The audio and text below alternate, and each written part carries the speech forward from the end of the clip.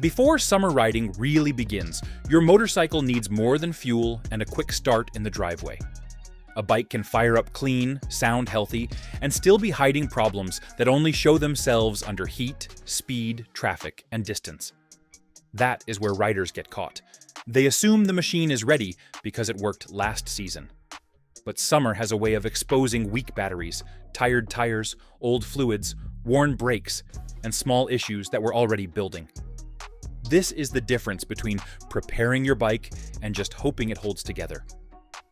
Today, we are going through the summer checks you do not skip if you want the ride to stay safe, smooth, and dependable. Watch until the end, because one missed check can be the difference between a clean summer ride and a problem that leaves you stuck when it matters most. Tires. Where problems show up first. You don't need a gauge to tell you something's off. You feel it the second you roll out. The bike doesn't sit right under you. It tracks, but not clean. There's a slight wander, like it's choosing its own line instead of holding yours. Nothing dramatic, nothing loud, just enough to make you tighten your grip without thinking about it. It gets more obvious once you're up to speed. The front doesn't feel planted the way it used to. The rear follows, but there's a delay you can't quite explain. You lean in, and the response is there, but it feels softer, less precise. That confidence you had last season isn't gone, but it's not the same either. Park the bike and you'd swear nothing's wrong. The rubber still looks decent. Tread is there, no obvious damage. But you already know looks don't tell the whole story. Time, heat, and miles don't show themselves evenly. They hide in how the bike feels, not how it looks sitting still. Pressure doesn't drop all at once. It drifts. A little here, a little there. Enough that you don't notice day to day. Until one ride, it matters. The handling shifts just enough to remind you that small changes stack up. That's usually when most riders realize something's been off longer than they thought. That uneasy feeling doesn't stay in the tires. Brakes. When the feel changes. You don't think about your brakes until they feel different. Then, it's the only thing you notice. The lever comes back just a little farther than you remember. Not enough to panic, but enough to register. That sharp, immediate bite starts to soften, like something's standing between your hand and the road. It shows up in the moments you don't expect, rolling up to a light, slowing into traffic. You squeeze like you always do, and the bike responds, but it takes a split second longer. That split second sticks with you. It doesn't feel wrong, just not right. The bite point moves without asking. One ride, it's crisp, the next, it's vague. You adjust without thinking. That's what experience does. But adjustments can hide problems just as easily as they manage them. What feels manageable at first becomes normal if you let it. Then there's that fade you don't want to admit is happening. After a few stops, things feel softer. Not gone, not failed, just less there than before. It creeps in slow enough that you question yourself before you question the bike. That's where most riders hesitate. Nothing here announces itself. No loud warning, no sudden failure.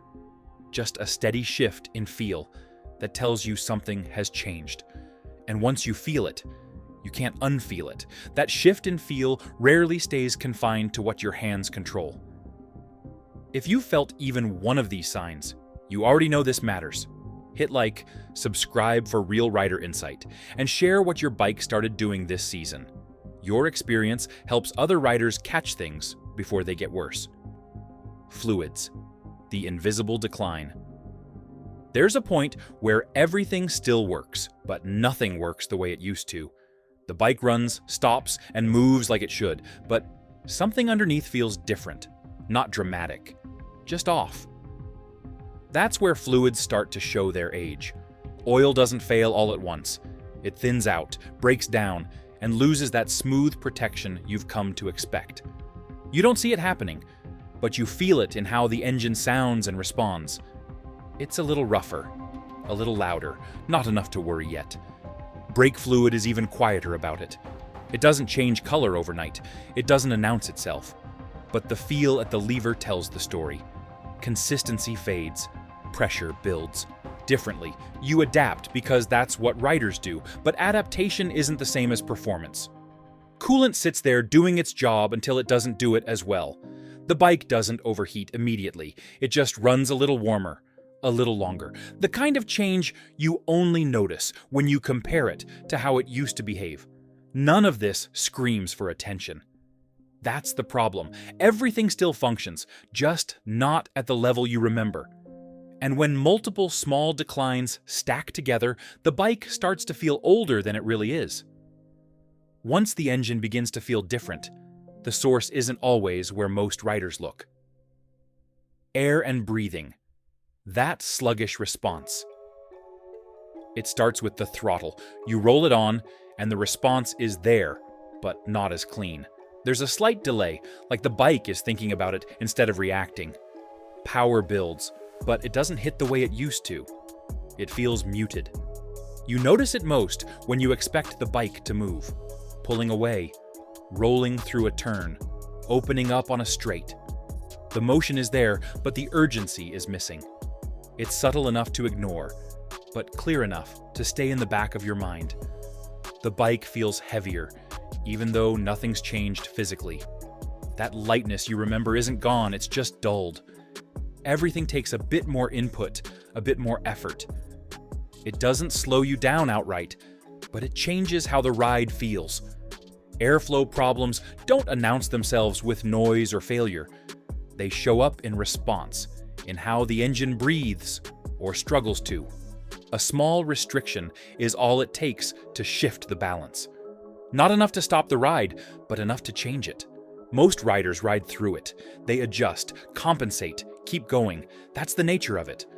But by the time all these small signs line up, the bike has already told you something's not right. By this point, the machine has already said enough. Whether you listen or not decides what happens next. Chain or belt. Where wear becomes obvious. You usually hear it before you ever see it. A slight ticking, a dry roll, something that doesn't match the smooth rhythm you're used to. It's not loud, not dramatic, just enough to make you glance down and wonder when it started. That sound isn't random, it's wear talking back to you. Slack doesn't jump out of spec overnight. It creeps. A little more play in the chain, a little less tension than before. You might not measure it every ride, but you feel it when power doesn't hit as clean. That connection between engine and wheel loses its sharpness, and you compensate without thinking. Power delivery starts to feel less direct. You roll on the throttle, and there's a slight lag before everything tightens up and moves together. It's subtle, but it changes how the bike responds. That clean pull you expect turns into something a little softer, a little delayed. Wear patterns don't correct themselves. Once the chain stretches or the belt starts to age, it stays that way. You can ride through it, you can ignore it, but it doesn't reset. It just keeps progressing 1 mile at a time, whether you're paying attention or not. Even when power makes it to the wheel, the rest of the system still has to keep up. Battery, the failure that catches you off guard. It always feels reliable until the day it isn't. The bike fires up like it always has, no hesitation, no warning. Then one morning, everything changes. You hit the starter, expecting that familiar sound, and instead you get silence or a weak click that tells you something isn't right. Heat has a way of exposing what's already worn out. A battery that barely holds on in mild conditions struggles even more when temperatures climb. It's not that it suddenly fails, it's that it can't keep up anymore. What used to be enough power to turn the engine over becomes just short of what you need. Short rides don't help the situation. Starting the bike takes more out of the battery than a quick ride puts back in. Over time, that imbalance builds. Each ride leaves it slightly weaker than before, even if everything feels normal in the moment. That moment, when everything goes quiet, stands out. No crank, no turnover, just a pause where you expected motion. It doesn't ease into failure, it drops you into it. And once it happens, you realize it had been building longer than you thought. When the bike does come to life, the next issue shows up in how it actually runs. Fuel system. when the engine doesn't respond right. You feel it the second you roll on the throttle. There's a hesitation that wasn't there before. Not a stall, not a complete loss, just a pause between input and response. It breaks that smooth connection between your hand and the engine. Idle tells the same story in a different way. It's not steady anymore. It drifts slightly, rises and falls without reason, like it's trying to find a balance it used to hold naturally. You might ignore it at first, but it becomes more noticeable the longer you sit with it. Fuel that sits too long changes how the engine behaves. It doesn't burn as clean, doesn't move through the system the same way. You don't see it happening, but you feel the difference in how the bike responds under load. It's not dramatic, it's just off. Small inconsistencies build over time. One hesitation here, one uneven idle there. Individually, they don't seem like much. Together, they change the character of the ride. The engine still runs, but it doesn't feel as dependable as it once did. Once those issues settle in, temperature becomes the factor that pushes everything further. Cooling system, where heat becomes a real problem. Out on the open road, everything feels manageable. Air moves across the bike, temperatures stay in check, and nothing stands out. It's when movement slows down that things change. Sitting in traffic, waiting at lights, that's where heat starts to build. Airflow disappears, and the system has to work harder to compensate. What was once balanced becomes strained. The bike holds temperature at first, then slowly climbs. It doesn't spike immediately, it creeps upward in a way that's easy to overlook. Cooling systems aren't designed to work alone. They rely on movement, on air passing through, on conditions staying within a certain range. When those conditions change, the system pushes harder than it was meant to. You can feel it in how the bike behaves at a standstill. That rising temperature isn't sudden enough to trigger panic. It builds slowly, just like everything else. You watch it climb, tell yourself it's fine, and keep riding. But the longer it stays elevated, the more everything else around it starts to feel the strain. By this point, the machine isn't the only thing reacting. The ride itself begins to change. Controls. When precision starts slipping, it begins in your hands. The throttle still moves, but it no longer feels clean.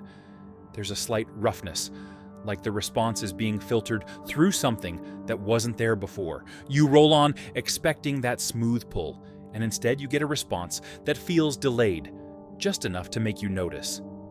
Clutch engagement tells a similar story. The point where it grabs shifts slightly. Not enough to stall, but enough to change how you ride. You start compensating without thinking, adjusting your timing to match what the bike is giving you instead of what it used to give. Inputs feel less connected. What used to be immediate now feels softened, like there's a layer between your command and the machine's response. It doesn't stop you from riding, but it changes the way the ride feels. Precision fades into approximation. That connection between rider and machine is what defines the experience. When it weakens, even slightly, the ride becomes something you manage instead of something you trust. You're still in control, but the confidence isn't as solid as it once was. With that connection slipping, the next risk comes from something you don't control at all. If this gave you a clearer way to read your bike, subscribe. This channel is built for riders who pay attention, not guess. More real-world breakdowns are coming, and the next one might catch something before it costs you. Lights. The risk you don't see coming. You ride like you're visible. That's how it's always been. You assume drivers see you, react to you, give you space. But when your lights aren't doing their job, that assumption becomes a risk you can't see. Small electrical issues don't announce themselves. A dim signal, a brake light that doesn't hit as bright as it should, a headlight that isn't cutting through the way it used to. None of it stands out to you while you're riding, but it changes how others react. Traffic doesn't give you feedback until it's too late. A car rolls closer than expected. Someone pulls out just a second too soon. You read it as bad driving, but sometimes it's something simpler. They didn't see what they were supposed to see. There's no warning here, no gradual feel, no subtle shift you can adapt to. It either works or it doesn't. And when it doesn't, the first sign isn't a feeling, it's a situation you didn't expect to be in. Even when visibility holds, the machine still has to stay planted beneath you. Suspension. When the ride stops. Feeling right. It shows up on longer rides first. What used to feel smooth starts to feel busy. The road hasn't changed, but the way the bike handles it has. Small imperfections that used to disappear now make their presence known. At speed, the bike doesn't feel as settled. There's a slight movement that wasn't there before. Not a wobble, not instability you'd call dangerous, but enough to keep you aware of it, enough that you don't fully relax into the ride.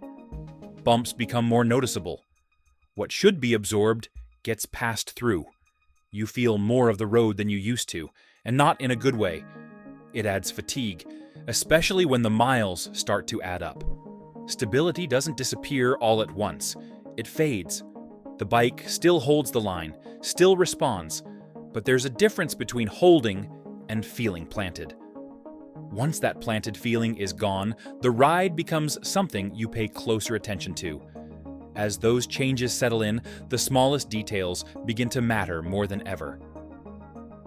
Walkaround habit. What experienced riders catch early. There's a difference between riding and paying attention. The riders who stay ahead notice things before they become problems.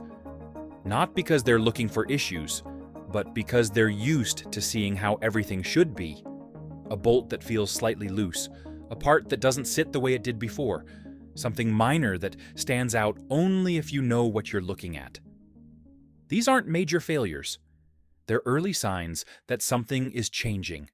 Minor leaks tell their own story. A small spot where there shouldn't be one, a trace of something that wasn't there last time. Easy to ignore, easy to wipe away, but they don't fix themselves. They stay and they grow. Where patterns show up in quiet ways. Edges that look different, surfaces that aren't wearing evenly. It's not something you notice if you're rushing, but it's there for anyone who takes a moment to look. The difference isn't skill, it's habit. Checking instead of assuming, noticing instead of ignoring. The riders who keep their machines in line don't wait for problems to show themselves or grow into something bigger. They catch them early, while they're still small and manageable, before they affect the ride. That approach keeps everything consistent, ride after ride. It's not about being perfect. It's about paying attention to what's there, before it turns into something that demands more time, effort, and money to fix later. By the time all these signals line up, it becomes clear the issue was never just one thing. Conditions aren't what they used to be. The ride itself has changed, even if the bike hasn't. Roads aren't what they were years ago. Traffic moves differently. Stops last longer. What used to be a clean stretch of pavement now feels crowded, interrupted, and unpredictable in ways riders notice more over time. Heat doesn't just come from the weather anymore. It builds from the environment around you. Engines idling in traffic, long waits at lights, packed roads with nowhere to move. The kind of riding that used to flow now pauses more often, and those pauses change how everything feels. Congestion brings its own pressure. You're not just riding the road, you're navigating everything around it.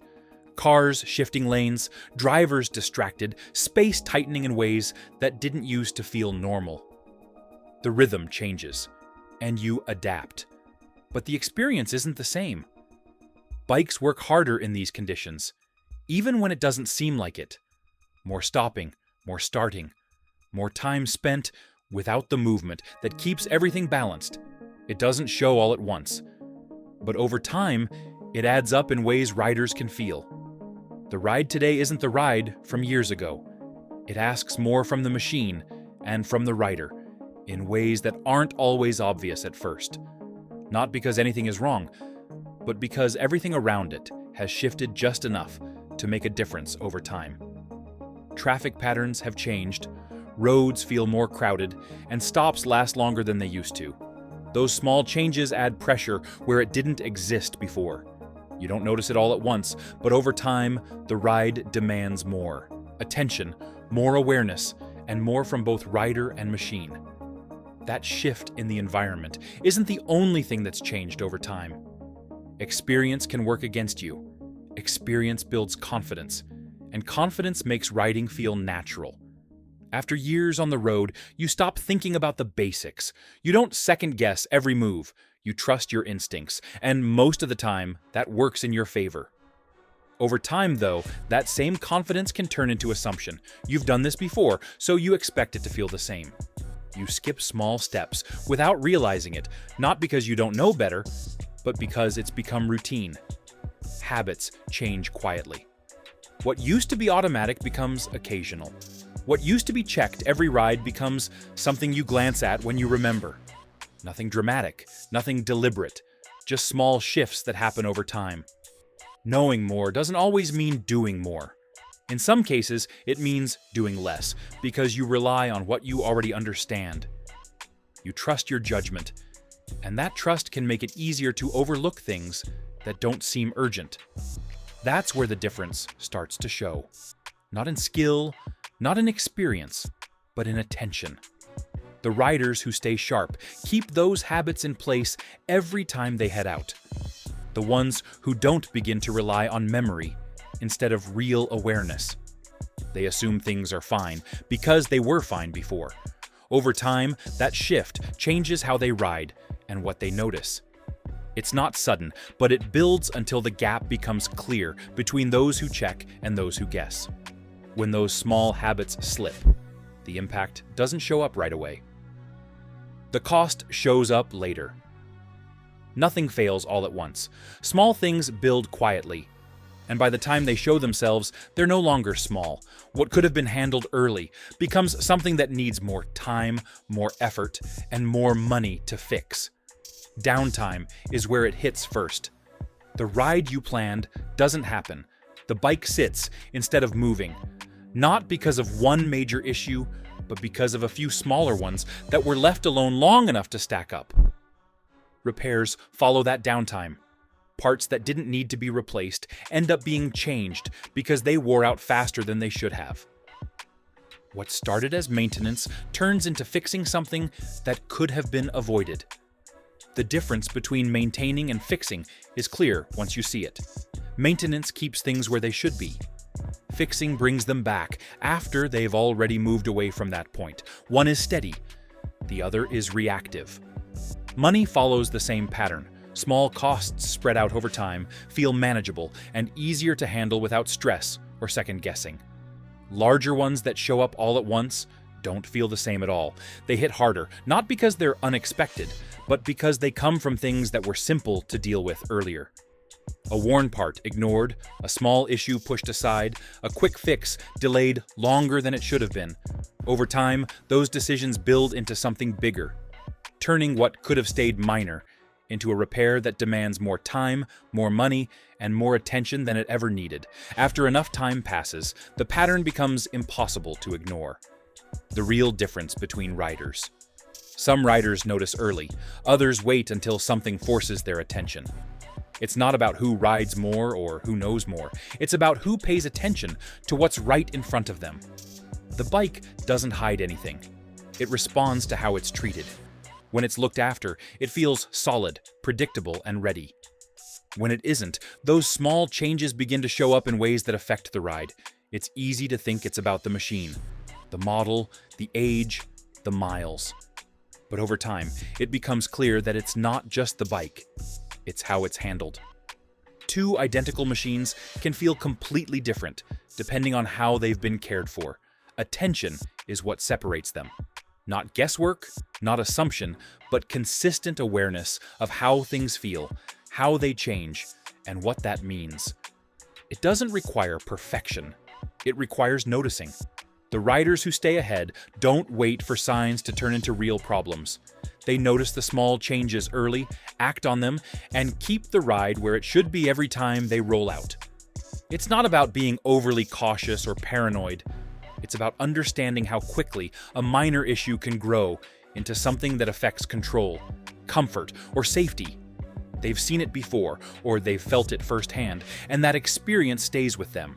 So instead of ignoring it, they handle it early and keep the bike running the way it's meant to run consistently. Summer riding should feel free, not like you are waiting for the next problem to show up. The difference usually comes down to what you checked before the heat, traffic, and long miles started testing the bike. Tires, brakes, fluids, battery, lights, cooling, controls, every small thing matters. Because every small thing connects to the ride. So do the checks. Trust what the machine is telling you, and stay ahead of trouble. If this helped, hit like, subscribe for more real rider breakdowns, and comment with the one summer check you never skip.